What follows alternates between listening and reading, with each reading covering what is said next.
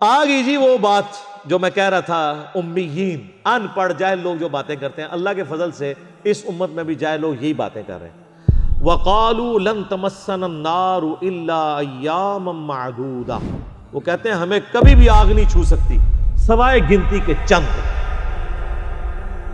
ایویں جیسے آپ کے لوگ نہیں کہتے ایک پھیرا ہی لگے گا۔ اب قرآن میں تو یہ ہونا چاہیے تھا کہ ہاں ایک پھیرا لگے گا پھر تمہیں ادھر بھیج دیں گے۔ اس کا جواب ذرا اللہ کی طرف سے سنیں۔ یہ پھیرے والے جو اتنے دلیر لوگ ہیں نا، ان کے بارے میں اللہ تعالیٰ کیا فرما رہا ہے؟ قُلْ اتَّخَذْتُمْ عِنْدَ اللَّهِ عَهْدًا، کیا تم نے اللہ سے کوئی ایسا وعدہ لے رکھا ہے؟ فَلَن يُخْلِفَ اللَّهُ عَهْدًا، کہ اللہ اس وعدے کی خلاف ورزی نہیں کرے گا۔ أَمْ تَقُولُونَ عَلَى اللَّهِ مَا لَا تَعْلَمُونَ، یا پھر تم اللہ پر ایسی بات ڈال رہے ہو جسے تم جانتے ہی نہیں ہو کہ کتنا بڑا جرم کر رہے ہو، اپنی مرضی سے اللہ کے بارے میں یہ بات کر رہے ہو کہ اللہ ہمیں کچھ دنوں کے لیے دوزخ میں ڈالے گا، بعد میں چھوڑ ہی دے گا۔ یہ اللہ نے کس جگہ پہ تم سے یہ وعدہ لیا ہوا ہے کہ حضرت صاحب آپ کا ایک پھیرا لگے گا پھر آپ جنت میں چلے جائیں گے؟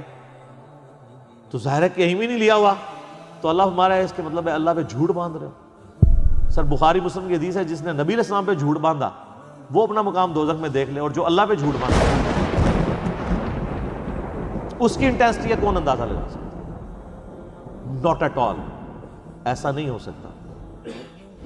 سورۃ الفرقان میں آگے چل کے آئے گا کہ دوزخ تھوڑی دیر کے لیے بھی وقت گزارنے کے لیے بری جگہ ہے اور زیادہ دیر کے لیے بھی بری جگہ ہے۔ کہتے ہیں تھوڑی دیر لگے گی۔ سر مسلم شریف کی حدیث ہے کہ قیامت والے دن اللہ تعالیٰ ایک مفلس بندے کو بلائے گا جس نے دنیا میں پرہیزگاری کی زندگی گزاری ہوگی لیکن روکھی سوکھی کھا کے، بڑا مشکل بندہ۔ اللہ فرمائے گا فرشتو اسے ایک ذرا جنت کا پھیرا لگواؤ۔ ایک جنت کا پھیرا لگے گا، اس کے بعد اللہ پوچھے گا وہ دنیا میں کوئی تکلیف دیکھی؟ کہے گا تیری عزت کی قسم کوئی تکلیف نہیں دیکھی۔ ایک جنت کا پھیرا اس کی ساری تکلیف کو کافور کر دے گا۔ اور حقیقت بات ہے، ظاہر ہے سر یہ دنیا کی چند گھنٹوں کی زندگی دیکھ کے اگر بلینز اینڈ ٹریلینز ایئرز کی ہمیشہ کی کامیابیاں مقدر ہوں، اور بخاری مسلم کی حدیث کے تحت سب سے آخر میں جانے والے جنتی کو بھی اس روئے ارض سے 10 گنا بڑی جنت مل رہی ہو، تو کیا بڑی اس سے بڑی نعمت ہو سکتی ہے؟ اور موت ہی نہ آئے، جوانی نہ جائے، بڑھاپا نہ آئے، بیماری نہ آئے، اور اللہ ناراض نہ ہو۔ یہ 4 چیزیں مسلم شریف میں آئی ہیں نا، تو کیا چاہیے؟ پھر اللہ کہے گا کہ یہ گناہگار شخص کو ذرا ایک دوزخ کا پھیرا لگاؤ جس نے دنیا بڑی ٹھاٹ کی زندگی گزاری تھی نا، اور کہا تھا خیر اللہ بڑا غفور رحیم ہے معاف کر دے، یہی کچھ کہہ رہے تھے نا، ایک پھیرا ہی لگے گا۔ اللہ کہے گا اس کا ایک پھیرا لگواؤ۔ تو مسلم شریف کے الفاظ ہیں، جب وہ پھیرا لگا کے آئے گا نا، اللہ کہے گا وہ دنیا میں کوئی سکھ کا دن بھی دیکھا؟ کہے گا تیری عزت کی قسم میں نے زندگی میں کبھی سکھ دیکھا ہی نہیں ہے۔ ایک پھیرا اس کی دنیا کے سارے نشے کو کافور کر دے گا۔ اللہم اجرنا من النار، آمین۔ تو سر یہ بڑا مشکل معاملہ ہے۔ اب اللہ تعالیٰ کی طرف سے ایک یونیورسل ٹروتھ آ رہا ہے، بلا یہ جو کہتے ہیں نا ایک پھیرا ہی لگے گا بعد میں ہم جنت میں چلے ہی جائیں گے، بلا اللہ بھائی کیوں نہیں؟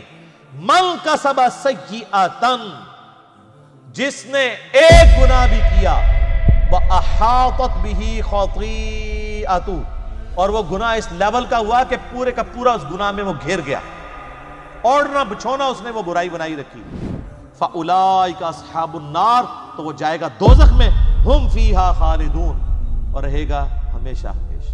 یہ سر کتابوں کا خدا ہے، کتابوں کا خدا بڑا ڈاڈا ہے بھائی۔ بابوں کا خدا تو ایک بوڑھی نانی اماں اس نے بنائی ہوئی ہے انہوں نے، اللہ یہ ہے۔ اب اللہ تعالیٰ نے جواب ترکی بترکی جواب دیے، کیوں نہیں؟ ایک پھیرا لگے گا، وہ جس نے ایک گناہ بھی کمایا اور اس گناہ نے اس کا احاطہ کر لیا۔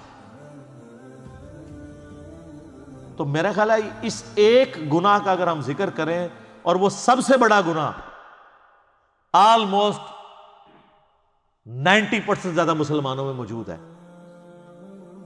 نماز چھوڑنا۔ صحیح مسلم میں حدیث ہے 246 انٹرنیشنل نمبر کے مطابق، بندے کے کفر اور ایمان کے درمیان فرق نماز۔ سورہ روم کے اندر ہے وَأَقِيمُوا الصَّلَاةَ وَلَا تَكُونُوا مِنَ الْمُشْرِكِينَ، نماز قائم رکھو، دیکھنا مشرکوں میں سے نہ ہو جانا۔ اس سے بڑا کوئی گناہ روئے عرض کا نہیں ہے شرک کے بعد نماز کو چھوڑا۔ تو یہ ایک گناہ کا بھی جس نے احاطہ کیا ہوا ہے، جس نے اپنے اوپر طاری کیا ہوا ہے۔ ابو داؤد ترمذی میں حدیث ہے جس نے ایک نماز بھی جان بوجھ کے چھوڑ دی گویا اس نے کفر کیا۔ ترمذی میں ایک تابعی کا قول ہے کہ میں نے صحابہ کو پایا ہے اس حال میں کہ وہ نماز چھوڑنے کے علاوہ کسی چیز کو کفر خیال نہیں کرتے تھے، بے نمازی کو وہ کافر ہی سمجھتے تھے۔ ہاں پاکستان کے ساتھی کارڈ مسلمان آپ لکھ لیں، امیر المومنین لکھ لیں بے شک ساتھ، جو مرضی لکھتے رہیں اس کو، اللہ کا قانون علیحدہ ہے، وہ ڈیفرنٹ ہے۔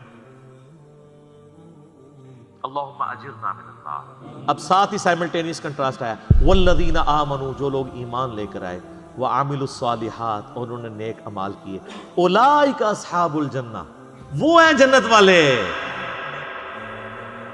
اللہم اجعلنا من، اللہ تعالیٰ ہمیں ان میں داخل فرمائے، آمین۔ میرے بھائیو، یہ کتابوں کا خدا ہے، دودھ پیتے مجنو نہیں، جو انہوں نے ایمان لے کر آئے، نیک اعمال اختیار کیے، وہ ہیں جنت میں جانے والے، ہم فیہا خالدون، وہ رہیں گے اس میں ہمیشہ ہمیشہ۔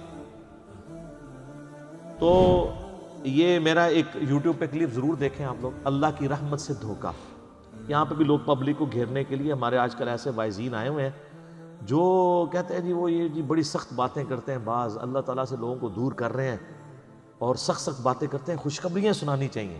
وہ بخاری مسلم کی حدیث ہے، خوشخبریاں سناؤ متنفر نہ کرو۔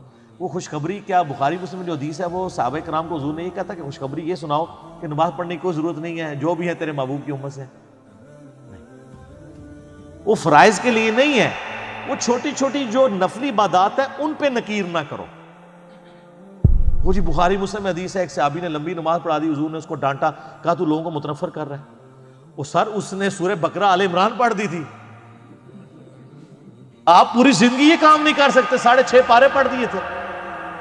نبی علیہ السلام کی جو عام ایوریج نماز ہے نا سر، وہ آدھے گھنٹے کی ہوتی تھی،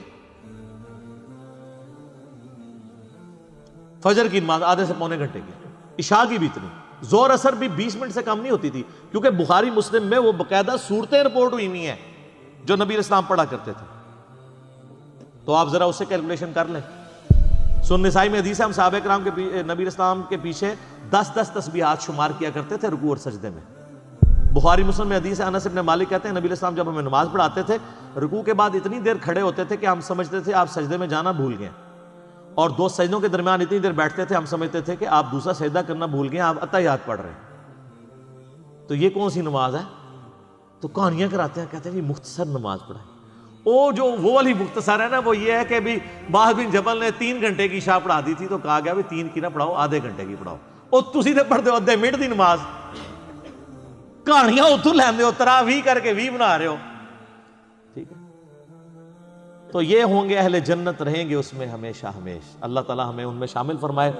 اللہم اجرنا من النار، اللہم من احییتہ منا فاحیہ علی الاسلام ومن توفیتہ منا فتوفہ علی الایمان۔ اللہ تعالیٰ سے دعا ہے جو حق بات میں نے کہی اللہ تعالیٰ ہمارے دلوں میں راسخ فرمائے، اگر جذبات میں غلطی سے میرے منہ سے کوئی غلط بات نکل گئی، اللہ تعالیٰ ہمارے دلوں سے اسے محو کر دے، دور کر دے، اور ہمیں معاف بھی فرما دے۔ ہمیں کتاب و سنت کی تعلیمات پر عمل کر کے دوسرے بھائیوں تک پہنچانے کی توفیق عطا فرمائے۔ اللہم صلی علی محمد وعلی آل محمد کما صلیت علی ابراہیم وعلی آل ابراہیم انک حمید مجید۔ اللہم بارک علی محمد وعلی آل محمد کما بارکت علی ابراہیم وعلی آل ابراہیم انک حمید مجید۔ سبحانک اللہم وبحمدک، اشہد ان لا الہ الا انت، استغفرک واتوب الیک، وما علینا الا البلاغ المبین۔ جزاکم اللہ خیرا وحسن الجزاء۔